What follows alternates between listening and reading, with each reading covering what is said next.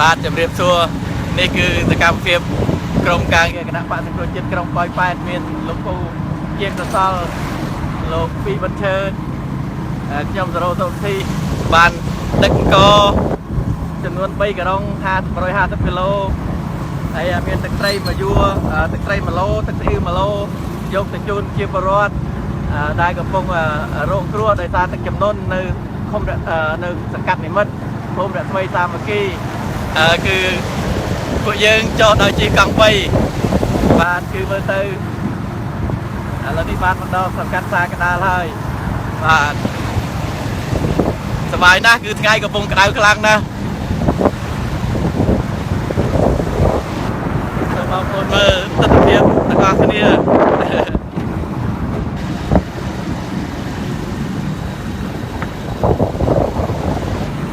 មើលទៅពុកម៉ែវាមិញបងប្អូននៅក្នុងក្រុម Facebook នេះហើយនៅក្រុងប៉ោយប៉ែតដែលឃើញបាទដីហុយទឡូម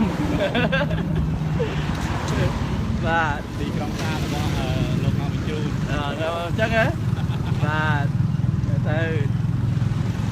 ថ្ងៃនេះយើងធ្វើដំណើរបាន5គីឡូហើយនឹងបន្តទៅទៀតហើយសូមអរគុណចំពោះបងស្រីស៊ីណានួនបងអឹមសាលីនៅម៉ាសាជូសេត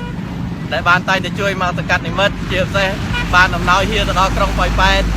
ទៅដល់សង្កាត់សាកដាខ្លះសង្កាត់ប៉ោយប៉ែតដែររយៈកន្លងមកហើយអ្នកបងស្រីជេកអ្នកបងជេកបងស្រីសាវីគង់ហើយនឹងបងអូនស្រីដាលីនៅ Richmond នៅ Virginia បានជួយមក3នាក់គឺបងជេក$50បងសាវីគង់$20ហើយនឹងដាលី$30បានមកជួយមកជនក្រីក្រនៅក្នុងសង្កាត់និមិត្តថ្ងៃនេះហើយយើងបានទិញអង្គ3ការុងហើយនឹងទឹកត្រីទឹកស្អ៊ីវអង្គ1ការុងនេះជារបស់បងស៊ីណានួនហើយអង្គ2ការុងនេះជារបស់ក្រុម Richmond ហើយនឹងទឹកត្រីបាទយើងយកទៅជួយអ្នកគ្នាក្រីក្រហើយត្រូវលិចទឹកទៀតឥឡូវផ្លូវចូលមិនរួចទេគឺពួកយើងត្រូវដើរប្រហែលជា1គីឡូដីហើយអង្គនឹងដាក់គោយន្តដឹកបន្តទៀតនេះមើលទាំងអស់គ្នាទៅពួកយើងសប្បាយចិត្តណាស់គឺការងារហាក្តៅមុខលើខ្មៅអ៊ូញហើយមើលលោកពីបញ្ជើតមកតាំងពីបៃលិនដើម្បីមកចូលរួមវេទិកាសាធារណៈព្រឹកវិញដែលរៀបចំដោយប្រតិបត្តិក្រុងប៉ោយប៉ែតដែលវាគ្មិនគឺអាដាមប៉ុលហំអ្នកតំណាងរាជមណ្ឌលខេត្តតាកែវបាទឥឡូវនេះបន្តគាត់សល់ពេលគាត់ឆ្លៀតពេលមកជួយនៅមិត្តទៀតដឹកកទៅជុំគ្នាហើយលោកពូបសល់មើលអ្នកដឹកកង់3ទៅណាហើយកង់3នេះឯងបាទមើលទៅបាទអរគុណច្រើនអរគុណជម្រាបលាហើយសូមថ្លែងអរគុណម្ដងទៀតចាស់ជំនួយដែលបានផ្ដល់យ៉ាងច្រើនទៅថឹកថប់ដល់សង្កាត់និមិត្តគាត់សង្ឃឹមថា3សង្កាត់នៅក្នុងក្រុងប៉ោយប៉ែតនេះនឹងឈ្នះជាមេឃុំគឺគាត់ចង់ឃើញចៅសង្កាត់មកពីគណៈបក្សសង្គ្រោះជាតិទាំងអស់គ្នាគឺ3សង្កាត់គឺគណៈបក្សសង្គ្រោះជាតិហ្នឹងគឺយើងយកទៅសម្បត្តិជាប្រវត្តិពិតប្រាកដមានឆន្ទៈពិតប្រាកដមើលទៅ